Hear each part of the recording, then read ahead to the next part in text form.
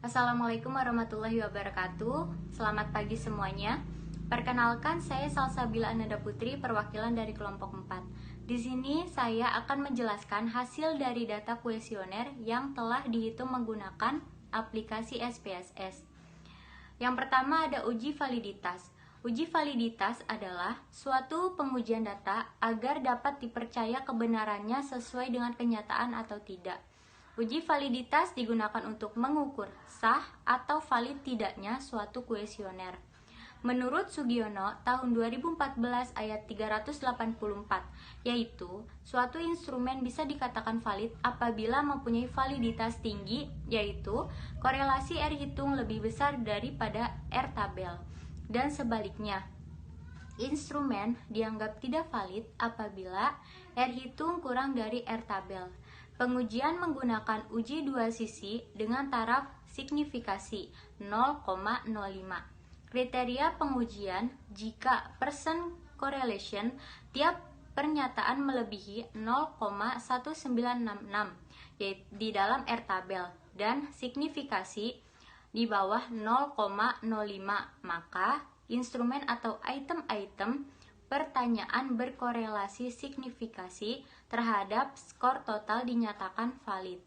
Jika nilai percent correlation di bawah 0,1966 di dalam R tabel dan nilai signifikasi di atas 0,05, maka instrumen atau item-item pertanyaan tidak berkorelasi signifikasi terhadap skor total, yaitu dinyatakan tidak valid. Selanjutnya ada R tabel. Ini merupakan hasil dari data kuesioner yang sudah dihitung menggunakan aplikasi SPSS. Selanjutnya, hasil pengamatan pada R tabel didapatkan nilai dari sampel N sama dengan 30 sebesar 0,3610, sehingga merujuk pada hasil dari uji validitas dihasilkan bahwa semua instrumen mulai dari variabel X yang terdiri dari X1.1, X1.2, X1.3, X1.4, X1.5, X2.1, X2.2, X2.3, dan X2.4. Semuanya menghasilkan nilai R hitung lebih besar daripada R tabel. Selain itu, variabel keputusan pembelian yaitu Y yang terdiri dari Y1.1, Y1.2, Y1.3, Y1.4, dan Y1.5. Semuanya menghasilkan nilai R hitung lebih besar daripada R tabel, sehingga dapat disimpulkan bahwa semua instrumen dalam penelitian ini dapat dikatakan valid. Selanjutnya yaitu ada tabel hasil uji reabilitas. Dari hasil uji reabilitas didapatkan semua nilai dari hasil variabel X dan Y, semuanya menghasilkan nilai alpha Cronbach lebih besar 0,6, sehingga dapat disimpulkan bahwa instrumen dalam penelitian ini terlibat. Selanjutnya ada uji T atau uji parsial.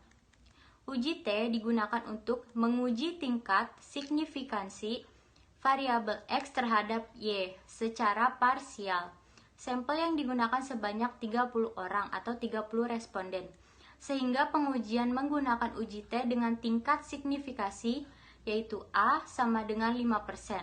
Maka diperoleh T tabel sebesar 2052. Selanjutnya ada T tabel. Di bawahnya ada tabel koefisien. Berdasarkan tabel di atas yang diperoleh dari hasil pengolahan data menggunakan SPSS versi 22, maka diperoleh uji T dari tiap variabel X sebagai berikut.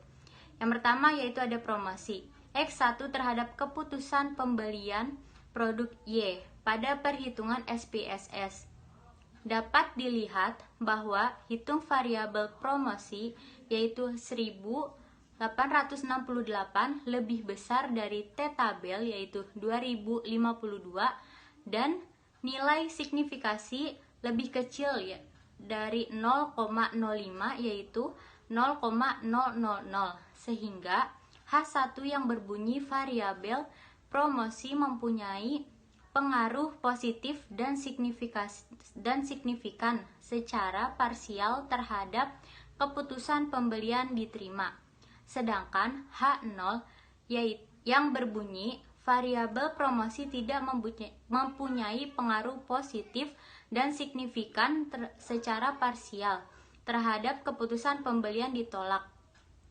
Jadi, dapat disimpulkan bahwa variabel promosi mempunyai pengaruh positif dan signifikan secara parsial terhadap keputusan pembelian produk pada konsumen kopi kenangan di Kota Tangerang.